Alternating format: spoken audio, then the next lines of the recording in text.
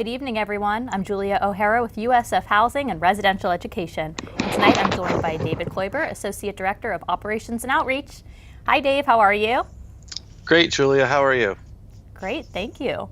So tonight we're going to be talking about the summer and fall spring housing applications, which are open in the housing portal, and the upcoming room selection process. So I have a list of questions for Dave here, and we'll also be taking questions from you, the viewers. So type your questions in the comments and we will answer as many as we can a little later in the broadcast. All right, Dave, this is the last Q&A that we're hosting before room selection begins in just a few days. So let's get started by just a quick recap on the room selection dates. So I'll do that since I have them in front of me here. Fall spring room selection begins on Thursday, March 10th and ends on Monday, March 14th at 9 a.m. You just told me, correct? Yes. And then it'll reopen on March 14th, which is that Monday, at 10 a.m. for all students. So current USF students have already had their chance to select their room before the new students go in there and select. That's now closed for current students, but beginning on Monday, March 14th at 10 a.m., it'll reopen for everyone, and at that time you will not need to have a time slot to select. It's just go in and select your room. But between March 10th and 14th, which we'll talk about in just a few minutes, you will be assigned via email a time slot that you will go into the housing portal and select your room. That is correct. And for summer room selection, for those that are going to be joining us here over the summer, summer A, B, and C will open up on Wednesday, March 16th, and then close on Friday, April 29th. And then for summer B, that'll be from Wednesday, March 16th to Wednesday, June 1st. And Dave, remind me if for summer room selection you need to have a time slot to go into the housing portal, or is it just go in when it opens on the 16th? No, we'll issue time slots for that as well, because again, we don't want to overload the server with too many people trying to select at once. Great. And so let's talk about what you need to get done in order to be eligible to select a room. Sure. So, in order to select a room, you obviously need to apply, and the application is done through the housing portal. Once you apply for housing, you'll receive a email saying that your application has been submitted and that an application fee will be assessed to your account. A $50 application fee will be assessed to your student account the next business day. So you need to make sure that you pay your $50 application fee, and also ensure that you've submitted your immunizations to Student Health and they have been reviewed and approved. And the immunizations that we're concerned about here in housing are the hepatitis B and the meningitis vaccine. You can either show proof of that, or you can go into OASIS and decline it. In addition, if you're an international student, you'll need to, eventually you're going to need to show proof of a TB screening, just to ensure that our students from abroad are not coming to the U.S. and to USF with TB. And so you'll be required to get that screening before you arrive for classes, but you should have a waiver for that in order to select your room. And Dave, when we're talking about immunizations, sure. We do have a question from Paula asking, if we upload immunizations by this Friday, will that be enough time to select a space for housing next week? So answering that question, and then also if anyone else has a similar question, what's the deadline for submitting your immunizations if you want to be a part of the room selection that's coming up? So I would say that Friday is probably pushing it, because it does take at least 48 hours for Student Health to turn it around and mark your immunization information in the Student Information System, OASIS. But I would remind you that, you do have the ability to decline those two vaccines. Even if you had that, you can show proof later, but if you decline it now, you'll be able to participate. But we always encourage you, please get those shots just to protect yourself. But you would be able to go into OASIS and actually decline it in order to participate in room selection. But like I was saying, At least 48 hours is what they say is a turnaround. And when it gets busier, obviously that turnaround time would increase.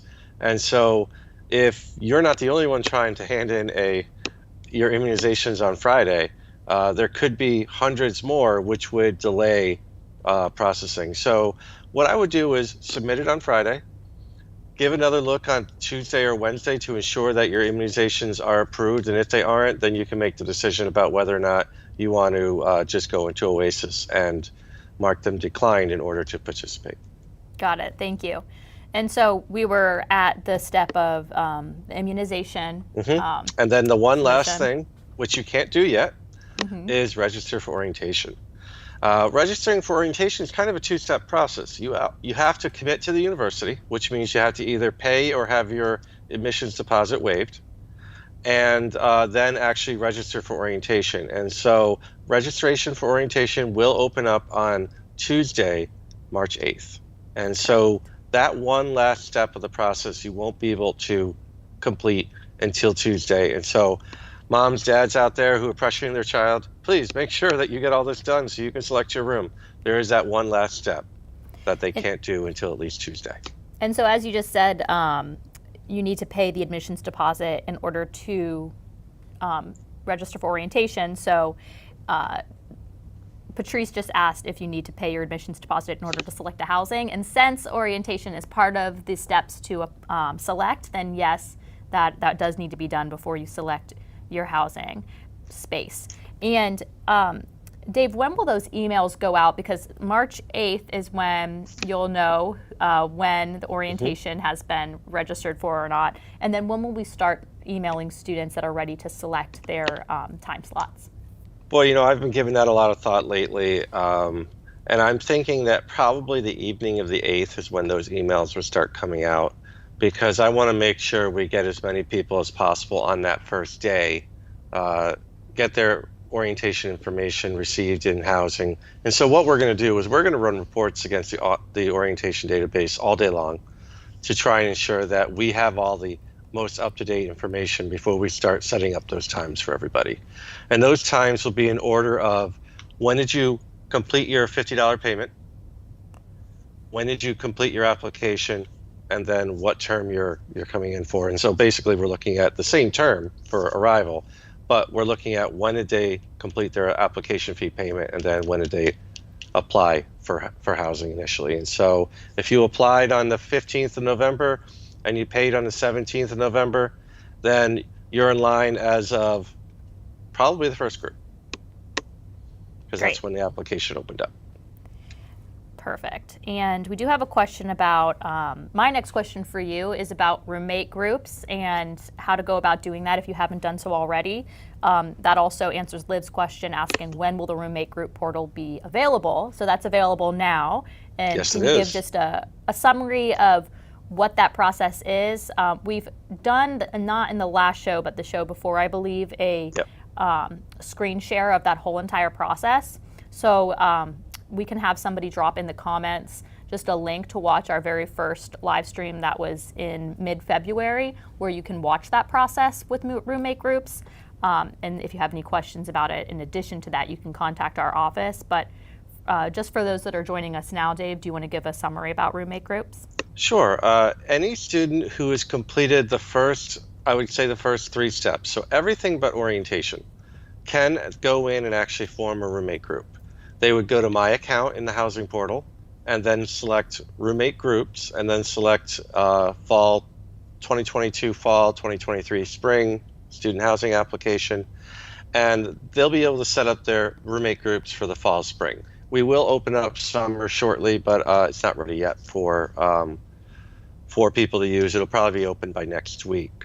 So when you go into there, it's going to have a lot of instructions on what is a roommate group, how does it work, how do I set it up? And then at the very bottom, you can actually start inviting people into your roommate group. We do have a limit on how many people you can invite. The largest unit, so the largest room, apartment, or suite that we have will hold up to 5 people. And so the maximum people that you can invite into your roommate group is 4. Now, I will caution you that If you have a roommate group of 5 and there are no 5-person apartments left, you won't see any rooms available for room selection. Now, when you're inviting people, you can only invite other people that are up to those first 3 steps, so everything but orientation. And so you can invite them. They will receive an email at their USF email account. Very important. Everything goes through USF email account. Now, you may get other things at your personal account, but make sure you're checking your USF email account. And then that person will get invitation via their email account to go back into the housing portal and then actually either agree or decline the invitation to join your group. And every time there's a change on the group, everybody in the group will be notified. And so that's really important because, in the past, we may have had people that formed little roommate groups back when it was a different process, and then they went to assign their friend, and all of a sudden they couldn't anymore. And they call up housing, they're like, why can't I assign my friend? And we're like, maybe your friend unfriended you. And we don't want to have those conversations anymore. So it's a very transparent process. And for current students and room changes, so this sort of goes along with the roommate groups, this specific question from Karen. Can you describe how room changes can happen for current students that want to try to rearrange their choice in order to be with a friend? This is in regards to current students who have already chosen rooms but didn't get spots together.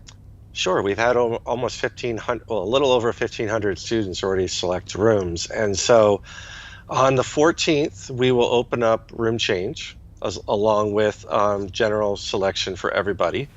And each individual student will be able to go in and, just like in room selection, search for what's available in the inventory, and then not until they actually pick and submit that change will their room actually be changed from what they currently have.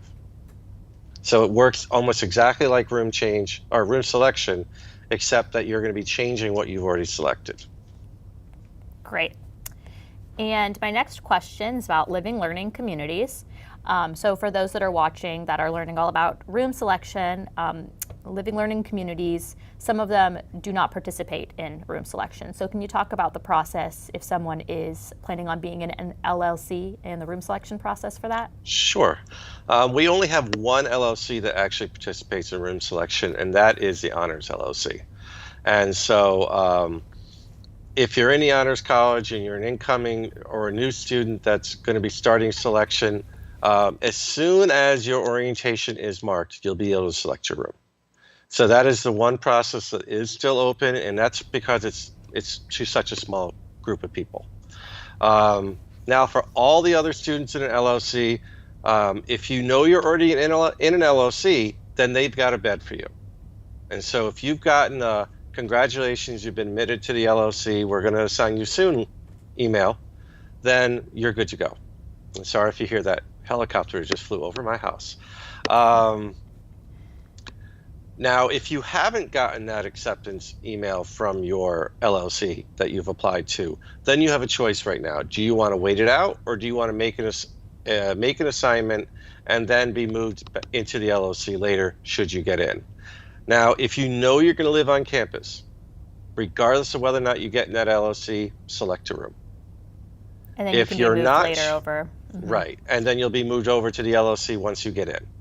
If you're not, if it's LLC or nothing, then my suggestion is don't select a room until the LLC puts you in a room. So if Alexandra is asking if somebody is admitted to an LLC and they know that, do we know when they'll find out their room assignment? It really depends on the LLC, and I'm actually going to have some meetings with my staff tomorrow regarding seeing where we're at with the LLCs, and if they already have started making assignments on their roster, then we're going to go ahead and start assigning those people that can be assigned. And on this topic as well, Tara is asking, for LLCs, if you choose your type of room, which we've already gone over, but are there designated floors for the LLCs within the halls? Yes, there are. Each LLC, an LLC is basically a area of a building. It's not usually an entire building, where the students that are participating in that program will live. So in Juniper Poplar is almost all LLCs. They don't take up the entire building, not just one, though honors comes really close.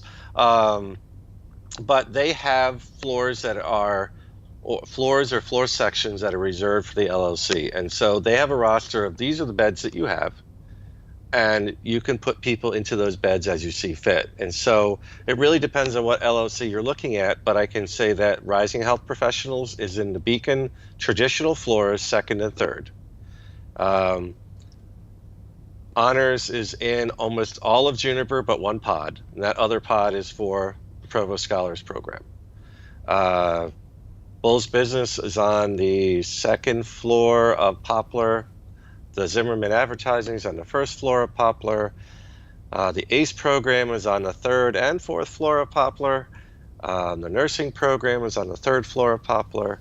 And the list goes on. Public Right. Health's on the seventh floor of Poplar, and I can keep going on and on because I think I left off a few LLCs there. But And the yes, they LLCs all have their locations. And on the website, we do say what building and room type that they live in. We don't necessarily say what exactly the floor is, but if that is something that you'd like to know that information, you can contact our office and we can let you know. Lisa's asking if we can visit the Honors LLC. That actually happens to be, like you said, in Juniper is the Honors LLC layout, and the admissions tours currently do tour a Juniper Poplar. or a Poplar, which is equivalent to Juniper's room layout. So if you do go on the admissions tour, you can see a suite style that is equivalent to what an honor student would be living in. And then our current tours, we also just received a question about seeing Holly Apartments on the tours. Right now, housing tours, we are showing a Castor and a Pinnacle traditional space.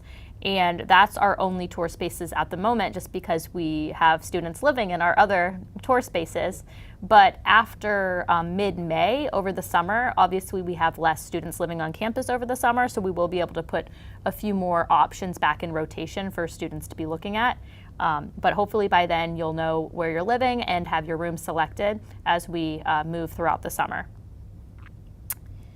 And we're getting a lot of great questions, so thank you to everyone that is submitting a question. We're going to be going through an actual demo of the room selection process right now, so you can have a better idea of what to expect when you do go select a room, and then I'll be asking Dave some questions along the way from our viewers. One question about LLCs while we're on the topic, I'll try to pick and choose out of the LLCs here. From Adriana is asking if you can choose your own roommate in an LLC. Yes, you can reach out to your LLC and say, I'd want to live with so and such. They're also in the LLC.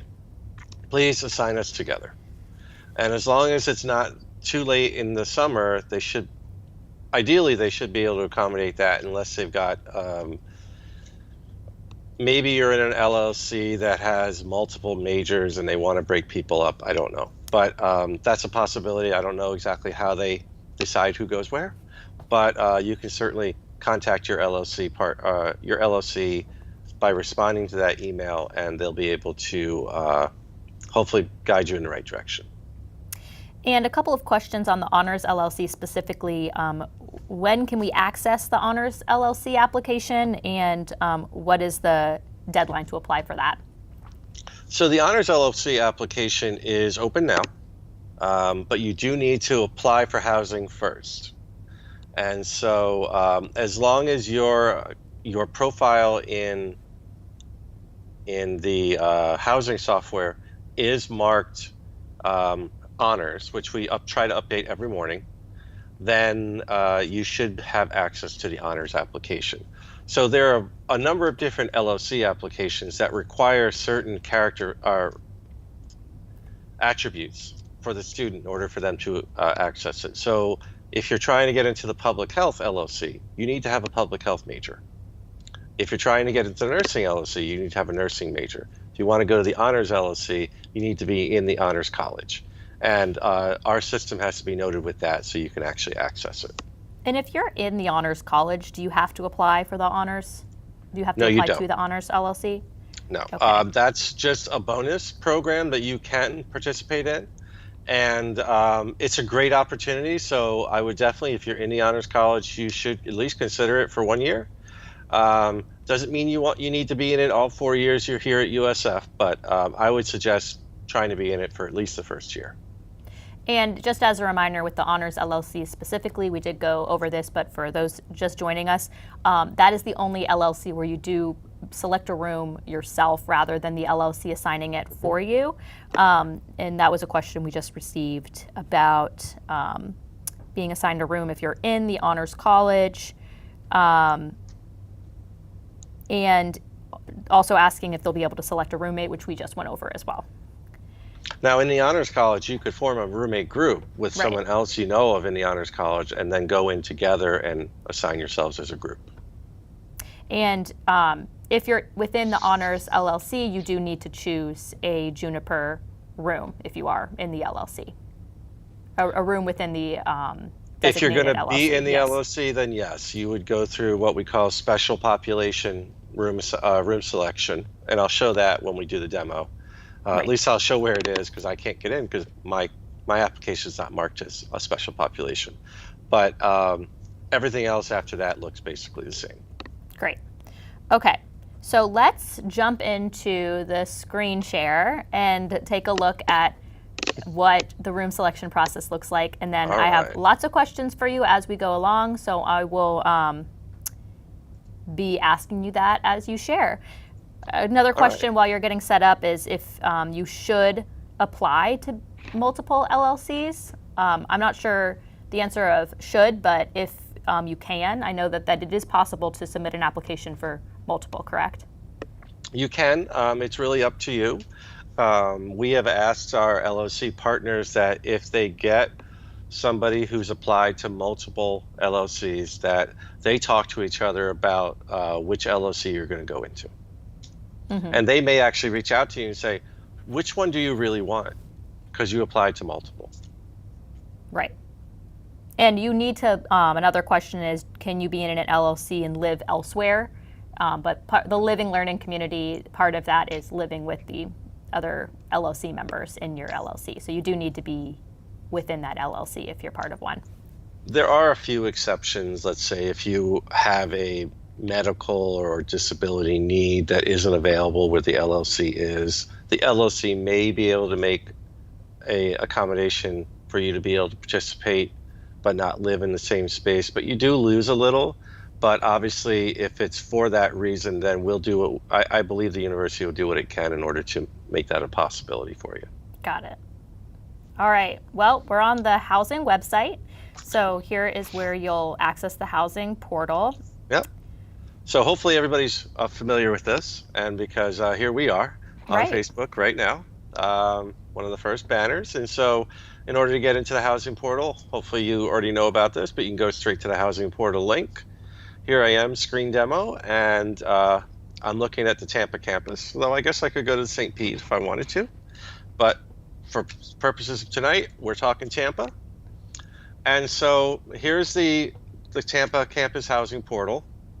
And you can see if you're in it, your name shows up. And you'll see that I have an assign button right here. This would not show up unless I was ready to be assigned. So if I haven't done everything, this won't show up. If you want to check whether or not you are ready for assignment, you can go to My Applications, Application Status, and click on the term that you're looking for, and then here's the application, and I can see that I am ready to be assigned.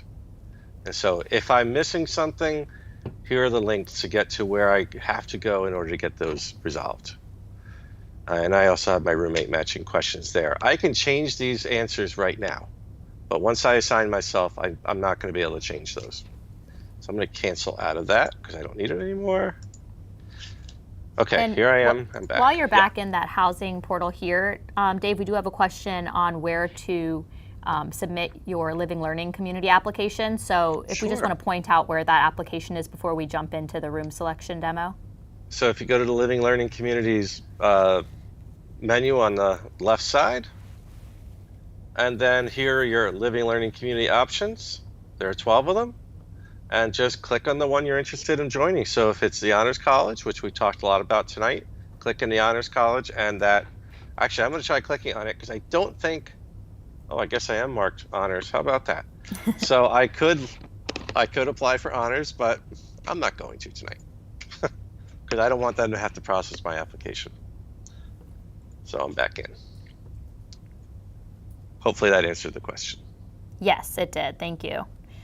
And so now that, just for those that are joining, we'll go through really quick how we get to this step of assign. So you'll want to submit the housing application, which is where you'll click apply, and then you'll submit the $50 application fee. A question about the housing application, and how long does it normally take for the housing application to process?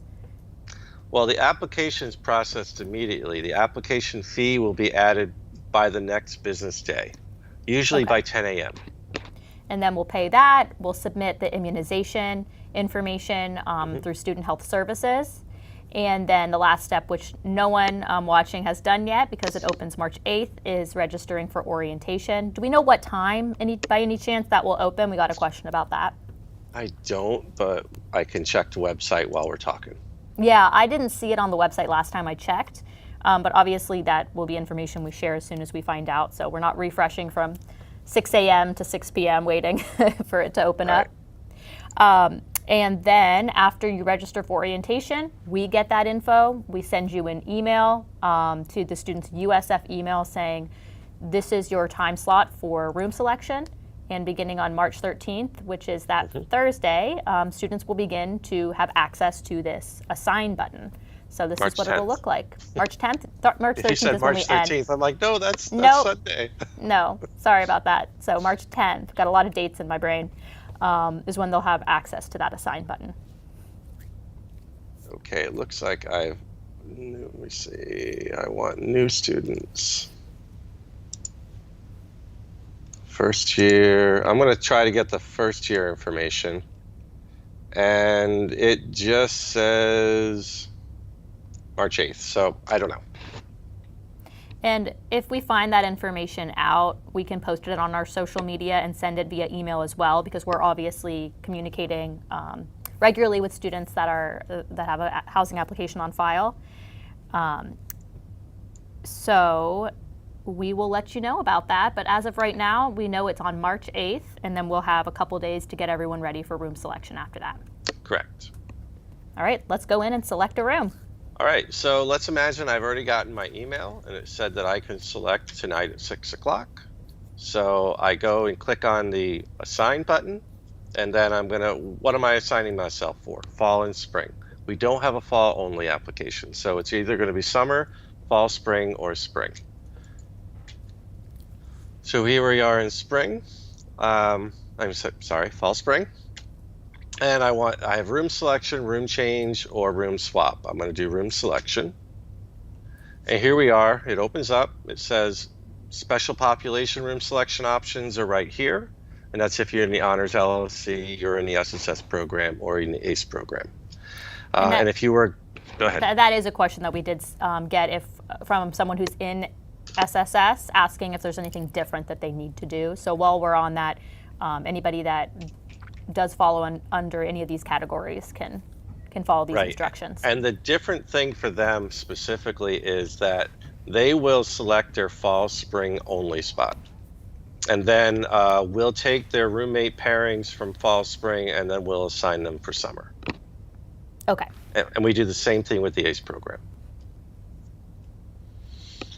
All right, so here we are. I'm not going to click on that one, but here are the dates that we went over before. March 10th to March 14th, March 14th to June 30th, March 14th to June 30th. So general room selection, room change self-service, they both start on March 14th. And so I've read all that, I'm ready to go. I want to begin. So I click on that, it's chugging away, it's going to say, okay, is it time for you? Did I click on it? Oh, now I clicked on it. There it goes. So it's going to say, okay, here we are. You are ready to be assigned. That's great. If if I want, I can check my Fall Spring roommate group. I already know what it is and I know what I've got. Here's my start date and time. I'm good. It says I'm good for today at 6 p.m. It's 6:31, so it's definitely after 6 p.m. and I can select my room. Again, we go over the list of options for the dates. What's really important is if you're doing room change self-service, you cannot use a roommate group for that. So if two of you want to try and get together, regardless of whether or not you're in a roommate group or not, you have to select independently. Okay, it says how everything works with the roommate group, and if I have a roommate group, great, so on and so forth. Do I have a list of rooms that will best fit my needs? Because don't put all your eggs into one basket, because that may not be available. And so here we are, we're ready to assign, and I'm going to click assign. And it's opening, and it's going to say, okay, here we are, room selection. Congratulations, welcome. Here's all some information in here, and we're going to click continue. These are the terms that I'm looking to assign myself for. It's preset, you don't have to worry about it. If I have a roommate group, they're going to show up here. Now, I only have one person in my roommate group. If I had more than one, but I only see one, or I don't see all of them, that means one of them is either been assigned already, or they're not ready to assign. And so I know I only have one person, Fake Guy, he's my roommate. I know, great name, right? But I have Fake Guy as my roommate, and he is ready for assignment because he does show up. Now, if you don't want to be assigned with Fake Guy, you need to go out and uninvite him from your group at this point. You can't just do it from here. And Dave, I do have a question from earlier in the broadcast that I think it's important to bring up now that we're on this page. Courtney's asking, saying that her student has done everything so far, so all the steps, but the person she's rooming with will not be registering for orientation or submitting their application fee until, sorry, I got another question come in and it made me lose my spot, until the end of March. So will this prevent the student from adding her to the roommate group? Yes, it will. Remember, they have to have at least the application submitted, the fee paid, and the immunizations submitted even to form the group. And then if they're not going to do orientation until later as well, then you won't be able to form the group, or if they haven't done orientation, they won't show up on this list. Because they have to have at least the 3 steps to form the group and all 4 steps in order to be showing up on this page. Right, and then at that point, our recommendation is to just decide for yourself whether, if you're really set on having a specific room type, maybe it's best to go in and select for yourself, or if you want to wait, you can, but that does not hold any room for you. So there is a chance that what you're looking for will not be available. Right, and we highlight that right here, and I just highlighted it on the page. If you assign the roommate group before the missing members complete the necessary requirements for assignment, they will not be able to live with you once they do their requirements unless the room is still available. So just because they're in your roommate group and you pick, let's say you find an empty apartment and there's 4 of you, but one of you hasn't completed the information required, and so you can only assign 3 of you, there's no guarantee that that 4th person will be in that empty bed. And so this is your decision point. How important is the roommate, or how important is the room? Mm-hmm. And so if the roommate's important, then do not proceed. If the room is more important, then you can proceed. That's up to you. Got it. And I'm looking, this answers a few questions that we're getting in here. Just want to note, thank you so much, everyone, for all of your questions. I'm getting through them, and I'll ask them as we move along in this process. But I've got lots of water, yeah, so we can keep going. Hopefully you do too. I do. Thank you. Okay, so we're on roommate groups. Let me make sure that we have gone through most of the questions that apply to this page. we'll talk about who you'll be living with if you don't form a roommate group. Roommate groups are not mandatory. This is only if you have someone very specific that you're looking to live with. But we'll talk a little bit more about who you can see who you're living with in a minute here. Okay, let's move on to the next step. Okay, so we're going to continue.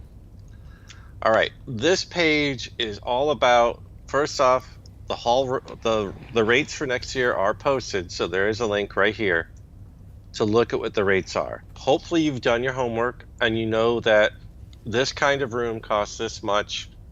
These are the rooms that I can or can't afford, and so these are the rooms I'm looking at. In addition, a lot of tips here on how to navigate room selection. So there's the map display, and then there's a table display. And the way to toggle between the two is in the upper right corner of the search results box of the view. Also, if you're looking for a particular kind of room, just because the room only has one bed icon in it does not necessarily mean it's a single room. That's very important, and I'll show you what that looks like later on. But there are some beds that are on reserve for particular populations. And so they are not visible to you. But as we go through this, you're going to see that we try to spell it out. Yes, this is a double room. This is a triple room. This is a single room. And so it's very important that you understand that. You can always get information about the room by clicking on the underlined room number. And it will give you information like this. Unit style is a suite. Kitchen and unit, no. Room type description, Horizon double suite. Unit, room number, so on. And so here's what I'm talking about with one bed in the room. So you see one bed here. That's a double room. I know it's a double room because all the rooms in that building are doubles. And so if you're looking at that room and you only see one bed, that just means that there's only one bed that might have been available to you as a first-time in college student. But maybe the other one is reserved for an international student program or something else. Regardless, you can't see it, but it's still a double room. And so let's say you do see there's a green bed and a red bed. Well, I want to know more about this person in the red bed. What information can I get about it? If you click on the red bed from the map view, you'll get their answers to their 6 questions. So really important there. And so you can learn a little bit more about the person by seeing their answers to their questions. And if they match yours or they're close enough, you can go ahead and say, hopefully that'll be a good match for me. And there are different criteria that you can search by. Unit style, which would be apartment, suite, or traditional. Bedroom type, which would be single, double, triple. We only have 4 triples on campus, but we do have 4 triples on campus. Bathroom style would be down the hall, shared, or private. Kitchen and units, a yes, no, or the room type description. If you know exactly what kind of room you want. I want a Horizon double suite. You can select by exact room type. And then whatever you make your selections here, click search. So if you're not sure, this is really important. If you're not sure, reach out to us by phone. Right now, this form says we're open 9 to 4. Actually, for new student selection, because we don't start it until 4 o'clock, we're extending our office hours that night or that day to be, the phone will turn on at 9 a.m. and it won't turn off again until 9 p.m. And so we're going to be there on the phones answering your questions to try and help you be as successful as possible during room selection. So you've read all that, you understand hopefully all of that, and then you can click continue. Any questions raised by all that I just said? We have a few questions, yes, about a few things, but I'm going to let you get through this process first, and then I'll kind of organize based on the categories that we're getting. Okay, so I'm in the system as a male, and I can look just by, this is what the map view looks like, and I can click on display table and it'll show me the table view. So right now, I can tell just from here that are 1,124 beds available that I could select from. Says it right there in the yellow. But now let's say I want to narrow my search. And the reason it doesn't, you're like, where are all the beds?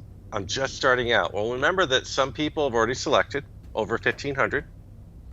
And in addition, we have, the LOC beds are on hold, the athlete beds are on hold. So there are a bunch of beds on hold. And so those would not be available to you either, and they're not in the list.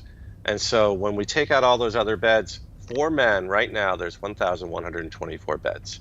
More beds will become available. And of course, we have a number of viewers out there that are going to be joining an LLC, and those beds aren't included in that number. And Dave, a lot of questions about availability, single availability. So for people that are going in to select a room on March 10th, for someone that's not a part of an LLC, what is that availability going to look like for them? Well, this is live data. So I just search for a single bedroom of any type, whether it's apartment, traditional, or suite. 50 beds for men. So we're not looking at a lot right now. I can be honest and say that most of the single rooms that we have available were taken up, but there are still probably in the neighborhood of nearly 100 total for our incoming students. And if somebody is looking for a single room, that would be an apartment style that they'll most likely be looking at. Is that correct? Okay. Yes. Either in Holly, Kosov, or Magnolia. And that's a lot of questions we're getting in. Which buildings provide private rooms and private bathrooms? If someone's looking for their own room and their own bathroom, what that would look like, or something that's along those lines. Only in the Village would you find a private room with a private bath. And it's less than 0.5%. 0.5. So not even 5. 0.5%. So not even 1.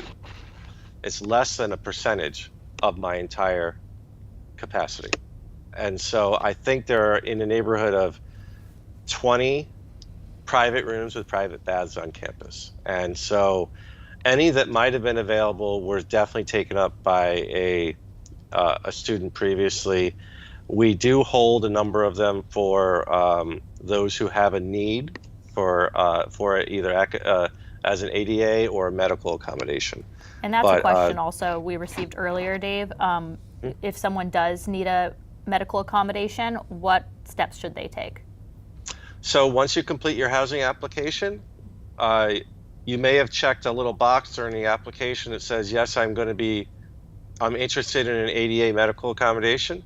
That just generates an email that gets sent to you to say, okay, if you're interested, please go into the portal and complete a request form. So you'll need to go into the portal, complete that ADA medical request form. It's available under requests in the left menu of the portal. And from there, you'll submit why you need it. And then you're going to get an email that says, thank you for submitting. If you have any additional documentation you'd like to attach, please respond to this email and attach your documentation. If you're claiming something that is medical, you're going to need to provide documentation. If you're claiming something for a disability, you should be providing some documentation so that we can be sure that we're putting you into something you need, not necessarily what you want. A great example of that is a number of people have,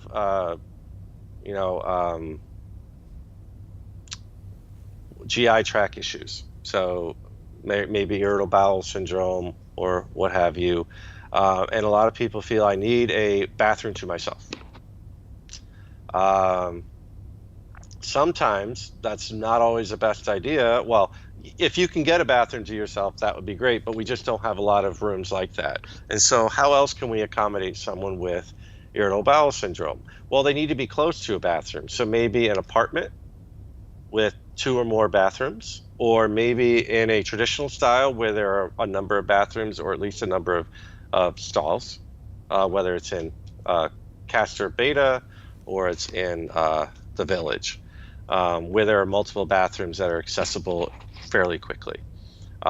And in most of our suite style, there's only one bathroom, one toilet. And so maybe that's not the best place for you, believe it or not. Even though it's in your room, unless it's just for you, if you're someone who has to spend a lot of time in the restroom, then it won't be available to your roommate. And so there are a lot of factors that we look at when we look at a ADA accommodation. And on the suites, while we're here and have the rooms in front of us, Dave, what's the difference between an end suite and a regular suite? Okay, in the Village, they have those two options, end suite and regular suite. The end suite, if you look at the price point, they are less expensive because the room's not as big. So it was designed as a double room. It fits 2 sets of furniture, but it's not as big as a regular double room. And so the end suites are smaller. All right. But they do have their own bathroom, so that's a plus. Right. Okay, so moving back into the room selection process, looking at the different types of rooms that are available, I think that the biggest recommendation that we have going into this process is to be sure to have a number of different options that you're comfortable with selecting, because availability, like we just talked about, especially for single options, may not be an option for when you go in to go select a room.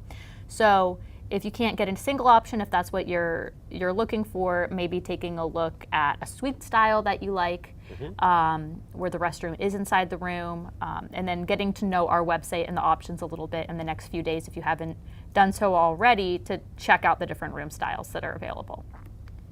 Yeah, so I've done a search now for double bedroom, shared unit, and bath. 554 beds for men.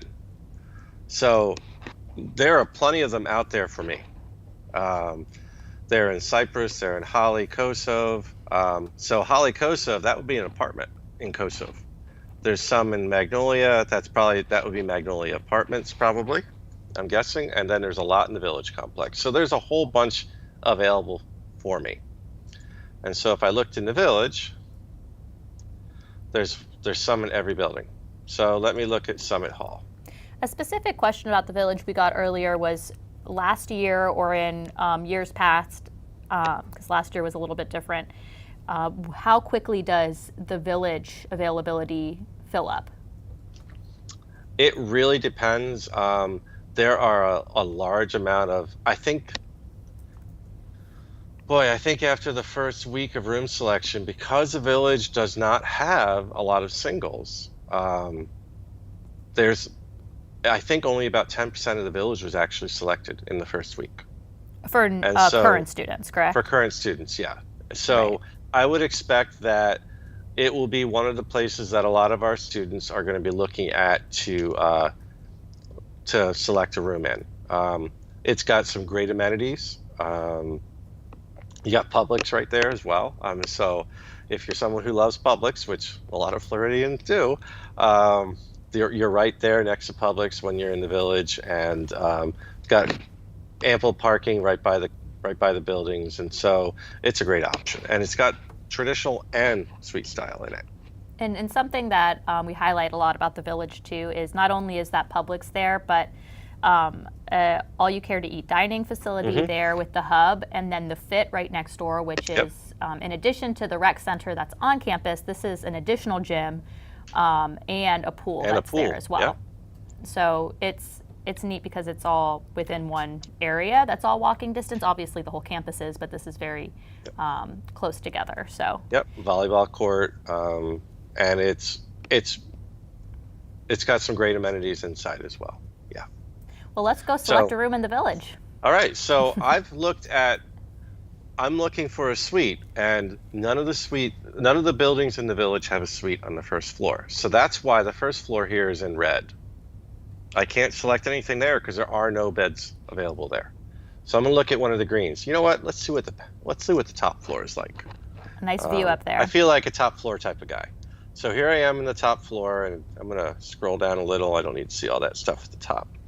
And so it's gonna give me a little indicator of where everything is. Let me get that box all in there.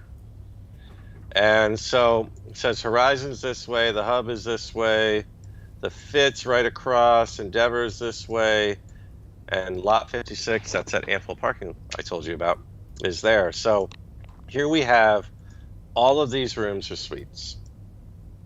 And so we're like, okay, that's where I want to be. Click on that. Now it's going to bring me down to the level where I can actually see what beds are available. And so here we are. There's 2 beds there, 2 beds there. Those are probably, I'm going to guess that these are en suites, but I think I can click on this. Well, I can do this. If I click on it, yep, double en suite. Okay, that tells me what it's about. I don't want that room, so I'm going to pick a different room and go back. And of course, I've got to go back and do that. So here we are again. I think we can hover over and see information about the bed. And so if we click on, here's a red bed that it's red. I wonder what's going on with that one. We could see that there is a room preference, and it shows up. I made my screen so big that it shows up below the screen here. See if I can get to it. Okay, I can. So you're looking at someone that is already in that room, that someone has selected that room, so now you're checking out what their preferences are. And so a lot of questions that have come in about, I don't have a roommate in mind, I'm not doing a roommate group, how will I know who I'm living with, or will I be assigned a random roommate? When you go in to select your room, if someone already is in that space, you will see this information about this person. Yep, that's how you'll find out. So you can see that there are some rooms without beds at all, and they're red. I can't select a red bed, and I can't select a room that's highlighted in red. Now, these rooms could be full, they could be for another population that the room's being held for, or they could be for the other gender. So if they're for women, I can't select that because I'm listed as a male. We are what we call a binary housing system, and so we assign based on your gender identity. And so that's something to keep in mind. So I see that there are 2 rooms here. You know what? I want to be on the north side and I happen to know the Fit is north of Summit. And I don't want the sun coming in my room that hard, so I'm going to pick this. Well, let me see. There's a stairwell there. That's where the elevator is. So you know what? I want to be near the elevator, but not too close. There's a lounge here. So I'm going to pick 629. So here I am, 629 now. It's saying my room's locked. I've got 5 minutes to select a room, but I've got this drop down because I have to tell where my roommate's going to live and where I'm going to live. So I'm going to be in the A room, in the A bed, and my fake guy roommate's going to be in the B bed. And I'm going to say, okay, that's good for me. I don't want to pick a different room, so I'm going to scroll down and click continue. And to clarify what you mean by your room is locked, so that timer that's going down, that means that no one else can go into this room and take it from you while you're in this decision process. So let's say you have an earlier room selection time than your friend fake guy. You can go in and select a room on behalf of the both of you, as long as fake guy has gotten all of their application steps done. And he joined your group. And joins the group. But that gives you a couple minutes just to call your friend or confirm over the phone if you're doing it that way, saying, hey, I'm going to pick this suite room. I'm moving forward. I'm selecting the room. So no one else can take it from you when you're in this area. Right. And just to go back to what you were looking at, because we do have some confusion from a viewer saying that your search wasn't pulling in Castor or Beta. Does that mean that those rooms are full, but you were looking at suites only, correct? Right. Shared unit exactly. bath? Okay. So shared unit bath. So if I wanted to look at Castor or Beta, I'd look at hall bathroom. So yeah, I'm going to pick another room. So if I change it to hall bathroom and search, either Beta Castor or the Village are going to come up. Those are the only 2 areas on campus, complexes, that have traditional, which is bathroom down the hall.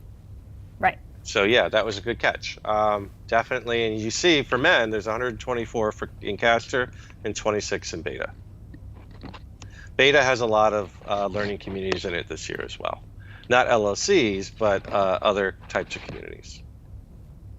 All right, So- and then a A couple ahead. questions stemmed from you looking at your roommate options. One, are all rooms non-smoking, which was also a good catch. That yes, they are non-smoking, but Dave, you explained this well when you're.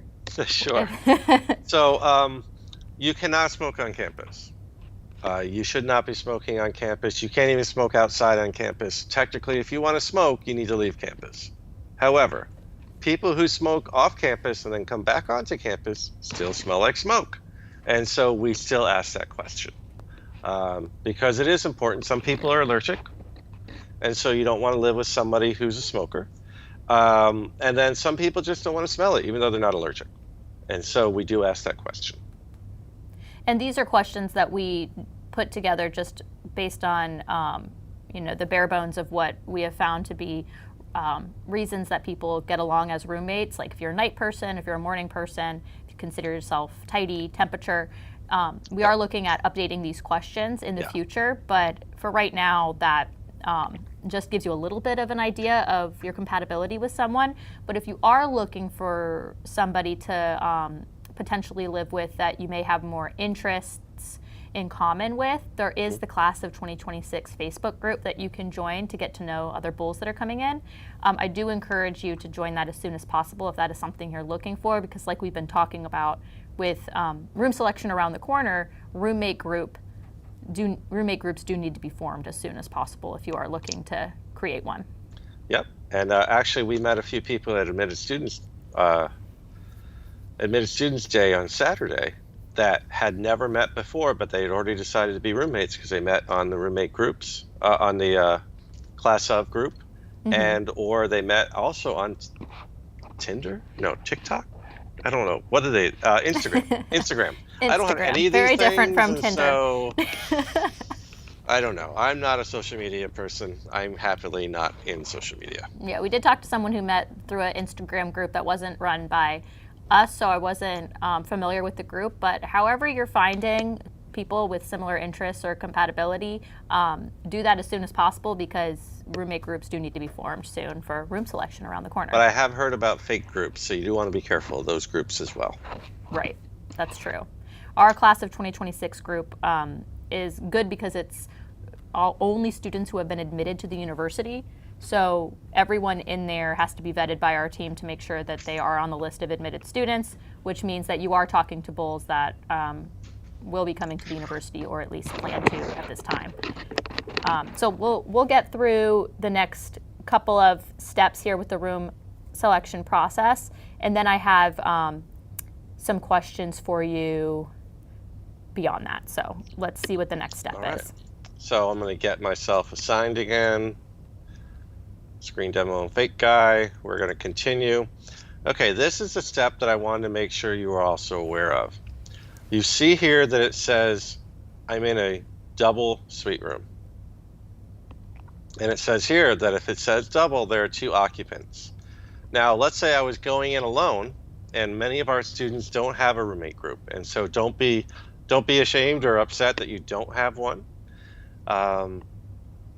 But if you pick a room like I showed earlier that only had 1 bed in it, and you're trying to select it, and then you come here, don't assume it's a single because it only has 1 bed. When you come here and it says in a different color, hopefully you're not colorblind because unfortunately I don't know how that will pick up, but it does say in another color to highlight it, Summit double suite room. And if it's a double, that means there are 2 occupants in the room. So it is not a single room, it's a double room. If you don't want that room type, then click the back button at the bottom and you can select a different room. And here's a question we don't normally get, but it's a good question. How do you know which bed is on what side of the room? Boy, left, right. So that's the way when we have a process later on in the summer where you ask to have your bed bunked before you get there if you want to have it lofted. And the A room is on the left, the B room is on the right, because in the U.S. we read left to right, unlike in other countries where you might read right to left. But here in the U.S., left to right. So A, left, B, right. Correct. Got it. And hopefully the beds aren't like this instead. So front and back, I don't know. So in addition, you'll get a complete summary of where your booking is, where your roommate's booking is. It says the cost, everything's outlined there. And then if you're good with that, the next step is we want you to review the cancellation terms, just so you're aware of what they are. And And just in order, go ahead. a quick note on that, unless you're planning on going further into it, a lot of people asking, I'm not 100% committed to USF, but I am 90% sure. So can I go through all of this process, pay the application fee, pay the admissions deposit, select my room, and then decide not to come to the university? Can I cancel if I'm not coming? If you're not coming, you can cancel. And do they get the $50 and then $200 back? As another No. question we're getting. No, they would not. Okay. So there are a few decision points here. If you know you're coming to USF, well, I'm sorry. If you come to USF, you know you're going to live on campus, then I would suggest you select a room. The most you can lose, well, the least you're going to lose is $250, assuming that you're required to pay the admissions deposit. Not all students are. But you'll hopefully get the type of room that you want, and maybe with the roommate you want. And then you can look at the cancellation terms, and I'm going to click on this. It's going to open a pop-up. And here are the cancellation terms. So if you decide by May 1st that you're not coming and you've already selected a room, and you put in your cancellation request form by May 1st, there's no charge. That's if you're not coming. The later you decide, the more it goes up. So that's how much it would cost in addition to the $250 for the $50 application fee and the $200 admissions deposit, that you could lose if you decide not to come later on. And that is important to stress that is just if you decide not to come or fall under any other criteria or eligibility criteria for canceling, such as going into a study abroad program or something like that that's outlined in this document. But other than those specific criteria, you are held to the terms of the agreement and would be paying for your room for the term that you have selected your space for. So if you're not sure you would live on campus, regardless of whether or not you attend the university, then don't select a room. That's really key. And so that's your decision point, as well as whether or not you're going to have your roommate. And for the admissions deposit, a person was asking earlier, we paid the deposit for the $200, and it seems like $50 of that deposit was put towards the housing deposit. Is that how that works? It can work that way. That's a great thing to bring up, and we're trying to figure out a better way for that to work. Is your application fee in theory paid? Yes. However, if you decide not to come, admissions will collect their $200 deposit, and then all of a sudden you owe your $50 again. So I would encourage you, if your admissions has paid the $50, if your admissions deposit has paid the $50 application fee, then make sure you submit another $50 payment just to cover the cost of your application if you're not sure you're attending. If you're attending, it won't be a problem. Right.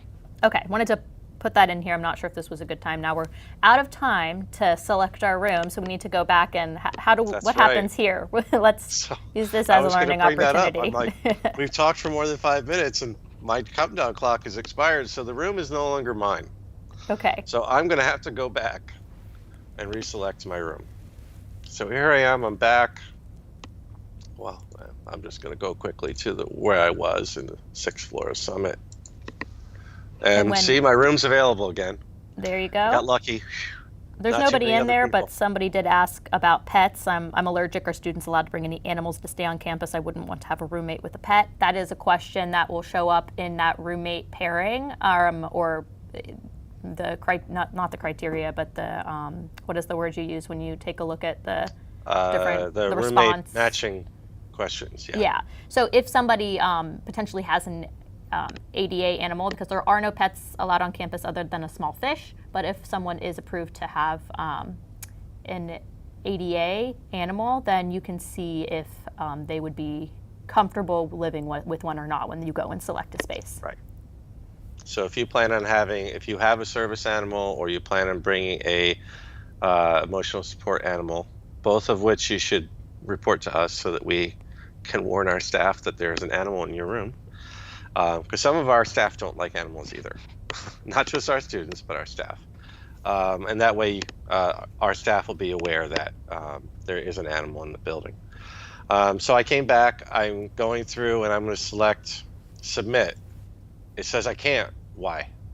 Because I didn't acknowledge that I understand the cancellation terms. And so you got to acknowledge that, submit, and voila, we're done. And now if I want, I can say, well, let me view my assignment. It'll let me do that. And once you do have an assignment, you can look and see who you're living with. You'll have to say what term you want to look at and then click preview. Then you can kind of get rid of that. And now you can see all the information. What were their answers? What's my mailing address? My physical building address. The physical building address is not your mailing address. Your mailing address is here because we have 2 mailrooms on campus and that's where your mail goes to. That we provide the physical address in case you need it for insurance purposes. We do encourage our students to get renter's insurance or check with their parent or guardian to see if they're covered by their homeowner's insurance. It's just because you never know. Right. Okay. Beautiful. Thank you, Dave, for showing Sure. us all of that. And you notice now the assign button's gone. It is because you have selected. So that is actually... I'm selected and I'm no longer eligible. Now that button will appear for everybody on the 14th. Right. because- So that's something I wanted to bring up. Let's say you select your space and then you're like, actually, I want to change my mind and live somewhere else. On the 14th, you can go back and change your mind to another space depending on availability, correct? Right. Yep. Okay. And so I actually have opened up my friend Fake Guy here. And if I refresh his assign button was there and now it's gone because he's also been He's assigned. in your roommate group. Okay. All right. So, a lot of questions coming in still. We've gotten through a good chunk of them, but I'm going to take a second to find some common questions here before we end tonight, just to talk about before the end of the broadcast. Some questions about availability, I think, is an important one to bring up. If there's a chance that if an FTIC, a first time in college student, will not have a space on campus because it's not guaranteed. It's just based on if you have completed your steps and picked a room in time. So an idea on if we will run out and if we do, what happens then for FTICs. Any recommendation and advice we can give on that? Sure. topic? I mean, it's not just a new student problem. I want to make that very clear. We still have over 400 continuing students that did not select a room last week, and so it may be a problem for them as well. If we run out of rooms, we will start what's called a standby process, and you see that we had one in the spring. It's listed right there at the top of our banner. And a standby process will Can't allow see your a screen student. at the moment. I'm going to have us bring it back up for. Okay, Thank sorry. you. No, that was all right. It's on our end. Thank you. All I know is I'm still sharing it. So you'll see here that we did have an announcement back on August. That would be really early for spring. On November 16th, that we had a standby process that did go live. And the standby process essentially is we're out of rooms, or we're so close to being out of rooms that we're going to shut down room selection. I don't anticipate this happening before late May, but you never know. We did shut down room selection last fall, in, I think, mid-June, if I recall. And then in the spring, which is a much different room selection process because there are so many fewer beds, we shut down room selection in 3 hours. Now, if that happens, we will continue to release beds as we can from our learning communities and other populations that beds are being reserved for. So the LOC application is only available, and I don't think I answered this question from earlier, but the LOC application is only available until June 15th. And so the week after June 15th, the LOCs have their last opportunity to accept people into our LOC, and then we need to start releasing their beds to the general population before the June 30th shutdown of room selection. We will actually be revisiting their bed numbers or their admittance numbers throughout April and May to see how they're progressing before we get to June. Because if we can release beds early because it doesn't look like they're going to fill, we'll release the beds earlier. And we do that in a really festive way, I guess you want to call it, or we will warn you. We are about to do what we call release day.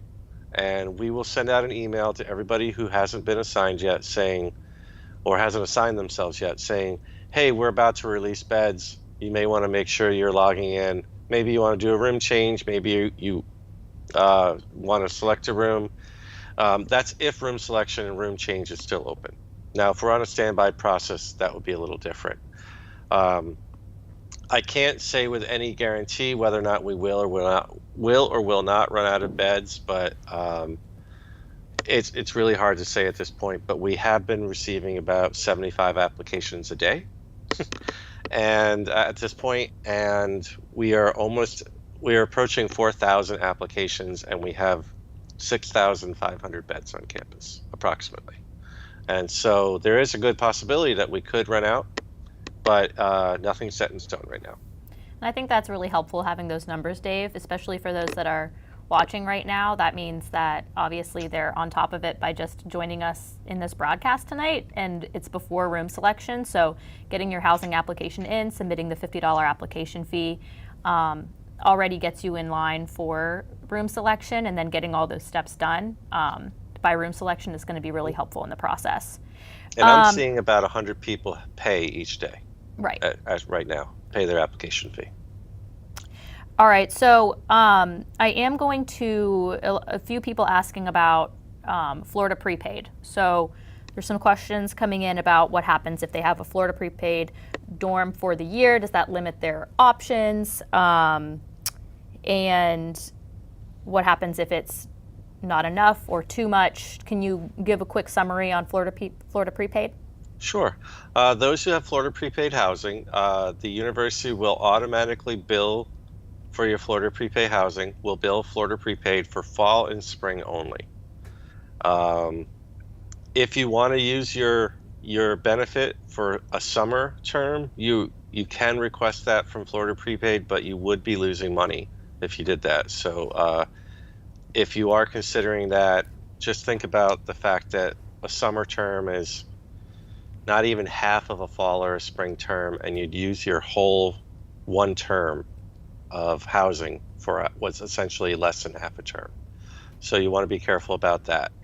Now, Florida Prepaid will pay up to the most expensive double room with air conditioning on campus, which happens to be a suite in the Village. I believe, though we haven't gotten the numbers from Florida Prepaid this year, but in the past, that room has been fully covered, which means that our apartment singles are fully covered. So you get up to that amount. Now, let's say you select a room that's less expensive than that most expensive double room that we have. You don't get the difference, but you don't owe anything either. And so that's the key there. So it's up to you what kind of room you pick and what kind of room you have, but most of our rooms are covered by Florida Prepaid. If you happen to select a room or get assigned to a room that costs more than what Florida Prepaid would allow, then you would just pay the difference. Thank you. And some other questions we received that we didn't talk about because we were going through a fall spring room selection demo is summer room selection. So for those who weren't here in the beginning of the broadcast, we did talk about summer room selection dates, which I'm going to pull back up here. So one question we did receive is, why does summer room selection happen after the fall spring? There are a few reasons. More people are antsy about the fall, so that's really number one. I have 6,000 people looking for fall housing. I have 1,400, 1,600 people looking for summer housing. So when I look at that, I'm attending to more people by launching fall first. Second is because if you have the opportunity to select a room for fall, then you can try to be in the same room for spring, for summer. Right. Now that doesn't usually happen. Maybe about 20 people a year are able to have that same room. And that's a question we did receive, Dave, is not specifically about the same room, but the break in between. So there's the summer term, and then there's a break in between the fall term starting. That is, unless you participate in break stay, which means you either move to your new room immediately or stay in that same room, you do need to move off campus and then come back for fall. For that 12 days, yeah. Okay. And then with the fall to spring, there's also a break, but you don't need to move out for that. You just need to leave your space. But you do have the same room from fall to spring. That's another question that came up. Correct. Yes, you do. And that is an important distinction. Everybody can leave their belongings there from fall to spring as long as you're returning for spring. We do encourage you to take any valuables with you, jewelry, electronics. If you, for some reason, needed a big 55-inch TV in your 20 by 12 residence hall room, you probably don't need to take that home with you. But if you have a laptop, take it home with you. You're probably going to want it. Any jewelry, passport, other ID, medicine, your phone charger. You won't believe how many people forget their phone charger. You'll want to take all that home with you for your what we call winter break, which is the time between fall and spring. But you can leave the rest of your belongings. Right. And then when it comes to summer to fall, like we just talked about, that is move to a new room, unless you are one of the few people that you just mentioned that have the same room from summer to fall, which you would also need to submit a break stay form, which means that you don't have to leave or take your items out. Right. And if you're in the ACE program and you're doing summer, fall, and spring housing, the break stay is already included as part of the ACE program. So you're already being charged for break stay. And so you would just move on August 6th from your summer assignment to your fall assignment. Even if you're not in the ACE program beds for the fall, you would still move to your summer assignment to your fall assignment, because your classes go on for another week after the end of summer B.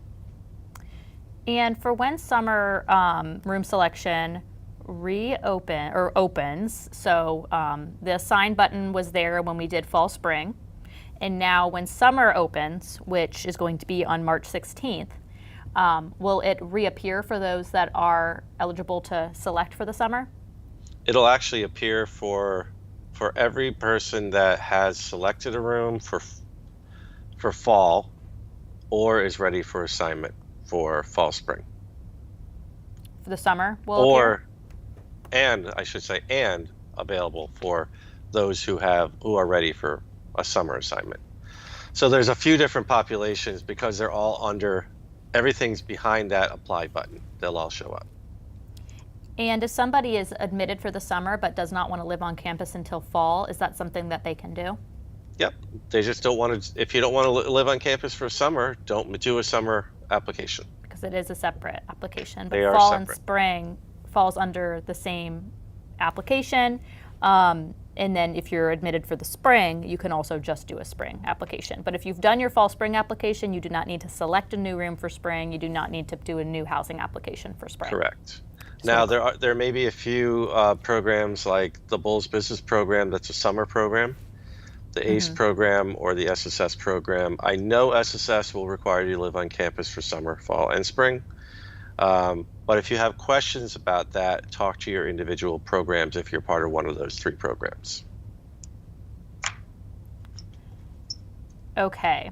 A quick, as I'm going through the rest of these questions that we have here so I can see which ones we can address before we wrap up. One about cancellations that I think is important to bring back up. If you have an assignment, can you cancel? Assume you went off campus housing, for example. Is there a commitment for full payment, or how does this work? So like we said before, there's only a handful of eligibility criteria that allow you to cancel your housing application. One of them is if you decide to go to a different university, if you're not coming to USF anymore, or if you're graduating, if you're studying abroad, marriage, other things like that. They're Right. deployment. And there's or always whatever an that may other be. unforeseen circumstance. But Right. So deciding that you want to live off campus is not one of those. So what would happen if somebody does not move in, or they would just be held to the terms, which would be paying the full payment of their they would pay agreement, the full correct? payment, and the room would be theirs for the entire year, whether or not they move in or not. Okay. So that was one thing that I think is important to definitely bring up here for everyone to, when you're selecting your space, just be confident in your decision to live on campus, because unless you decide not to attend the university or another one of those things, that would not be an option for canceling. And I would I can't stress this enough. If you've already selected a room, or once you select a room on campus, do not sign a lease off campus until you've been approved to cancel on campus. Right. Because you don't want to have what amounts to 2 leases, one off campus and one on campus. The off campus lease is not a reason to cancel. And what, this question came up a couple of times, nothing to do with cancellations at all, but what is the difference between a shared unit bath versus a private bath in a double room? Okay. You share the bathroom in a double room, so it would not be private. The only rooms with a private bath are single rooms with a bath, or a single suite. And so there are only about 20 of those. But that was the only way I could really come up with a differentiation. So an apartment or a suite style that is not a single suite style would always be a shared unit. And so the majority of all of our bathrooms on campus are either hall bathroom or shared bathroom. But very few of our beds are private bathroom. And what is a corner double as listed under a suite style room? Okay, so a corner double is the way the building was designed. There may be an opportunity in the corner where we couldn't put 2 rooms next to each other with a bathroom. And so essentially it becomes a double room with a bathroom, and it doesn't share that bathroom with another room. And so it almost becomes what we have in the Village. Right, which the en suite is that we suite looked style. Oh, just a suite style bath. Right. So it's a double room with an attached bath, but not sharing it with anybody else. And so in Juniper Poplar, we have actually Juniper Poplar and Cypress Halls. There's one on each.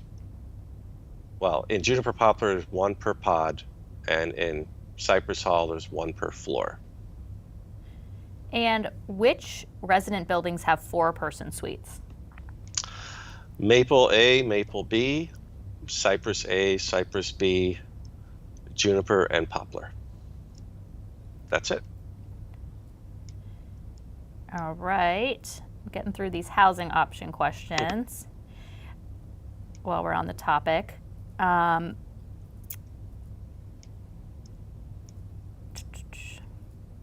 So another question that came up about roommate groups.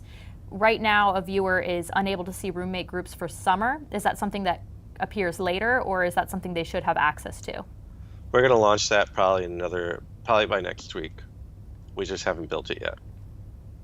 Okay, and if somebody is living on campus right now and a friend is coming to live on campus in the spring, is it possible for them to form a roommate group, or how would they go about living? Is it an option for them to live together?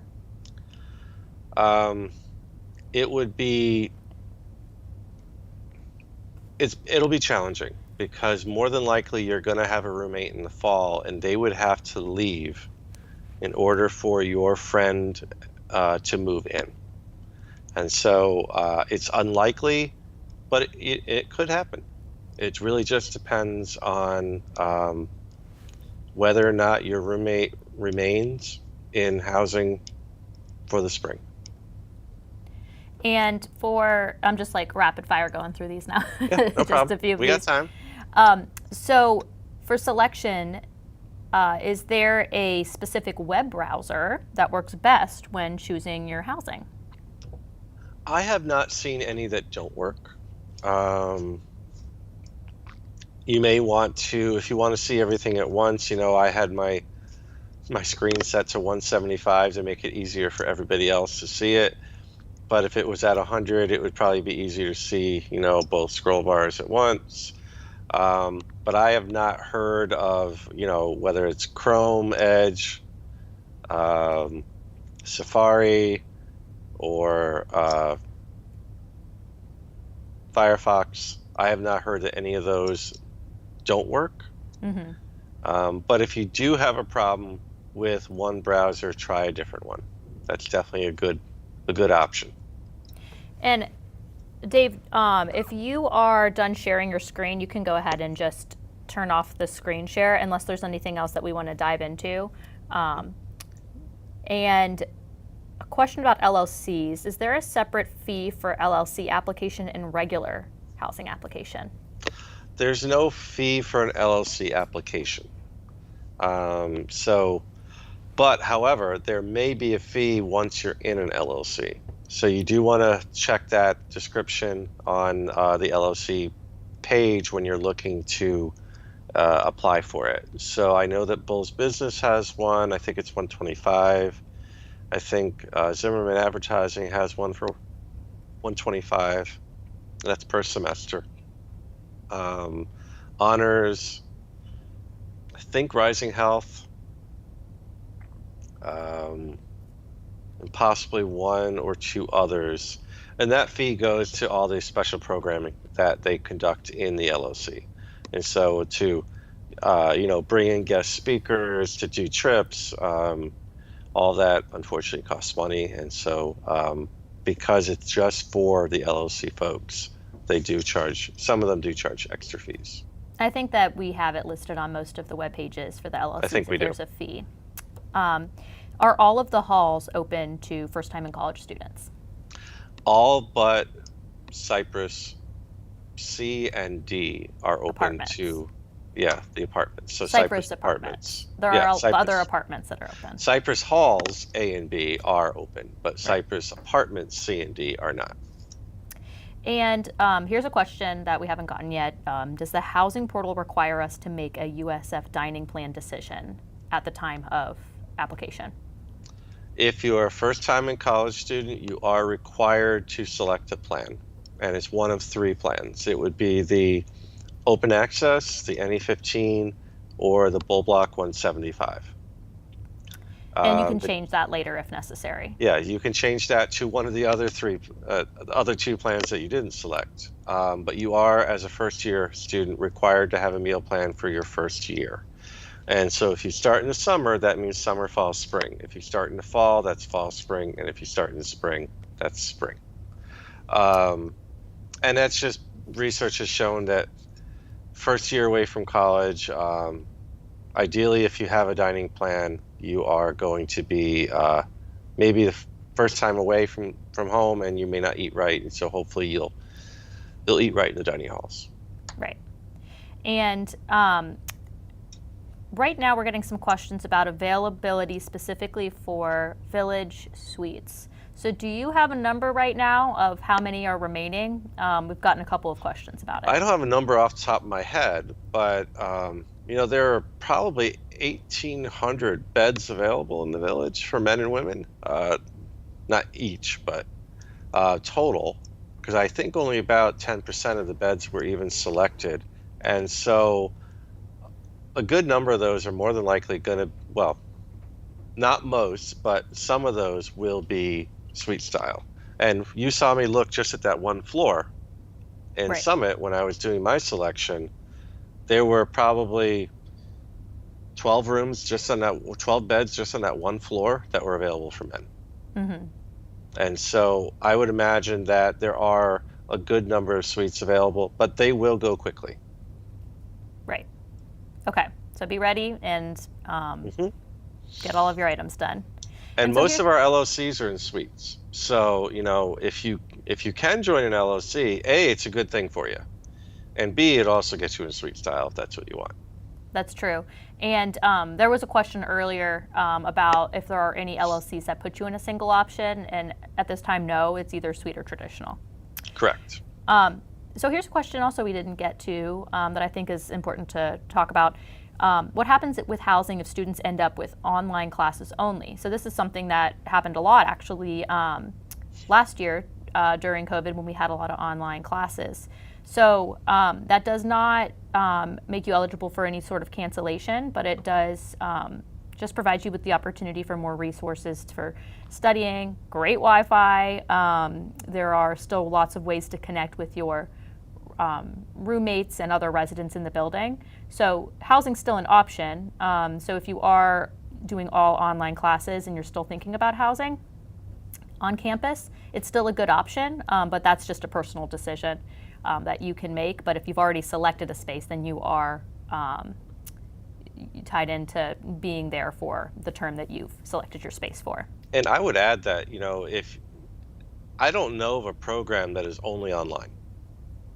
So if you have all online courses, it might be because you've selected all online courses. You can select in person for most of your courses. Especially if not now. all. Yeah. So this question came earlier in the broadcast. When I originally submitted my application, I put that I would be doing off-campus housing, and that is what it shows on my account. How can I switch to on-campus housing instead? So that's really an indicator. So I would reach out to admissions or financial aid. What that really does is tell financial aid to package you as a commuter and not as a resident. So I would reach out to either admissions and or student financial services and say I'd like to update that.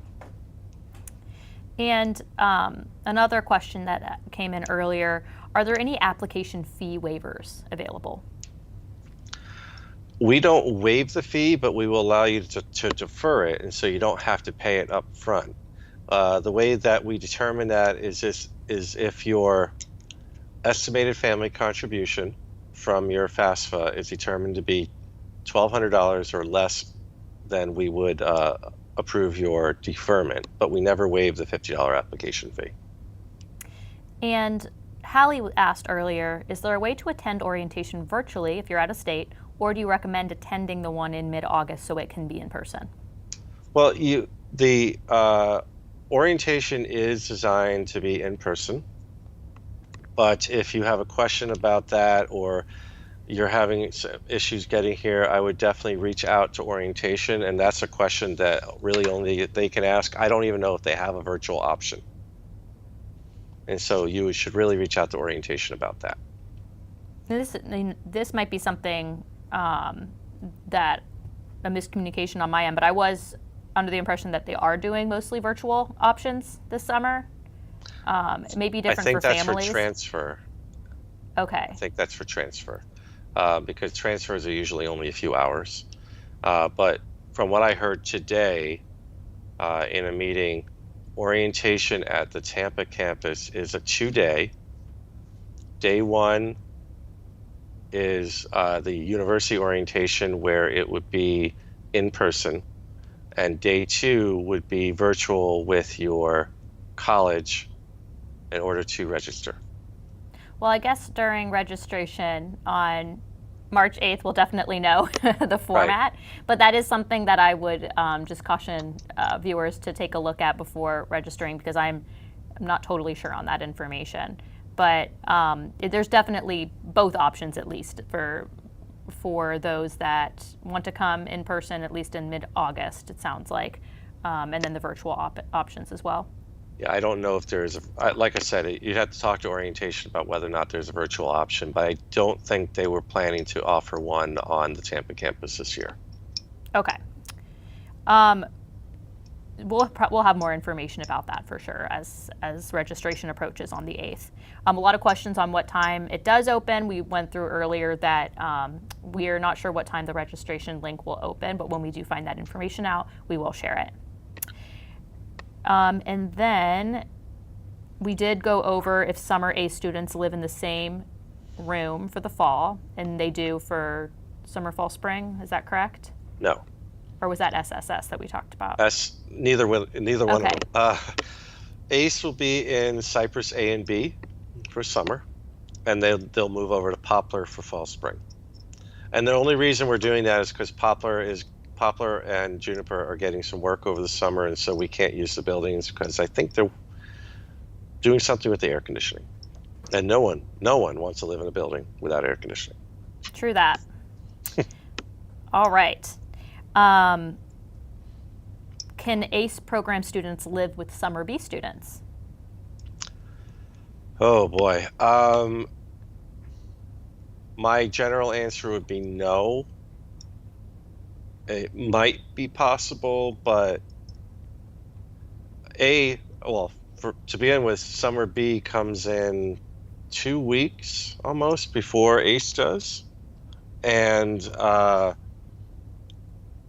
it really depends on whether or not ACE is going to release any beds in their building for summer A to use.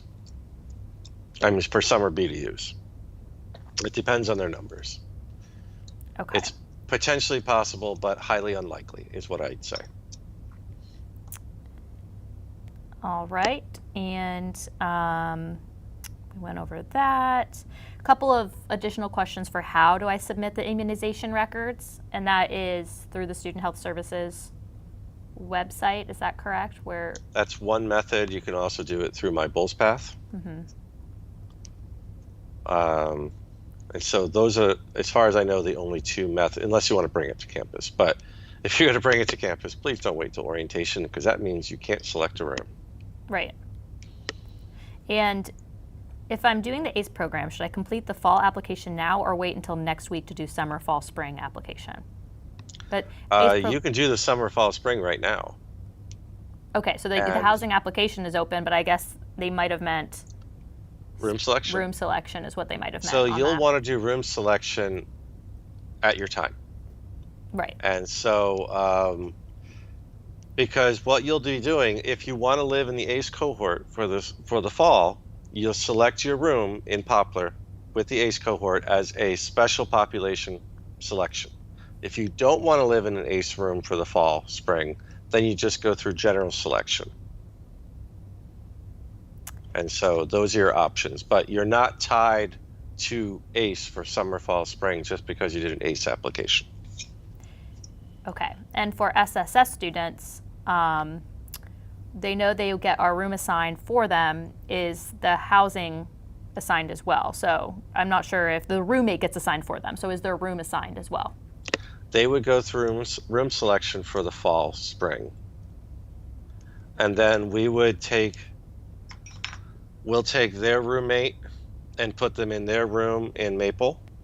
And then we'll take another pair from their floor and put them in the other half of the suite in Maple. So we'll preserve roommate pairings.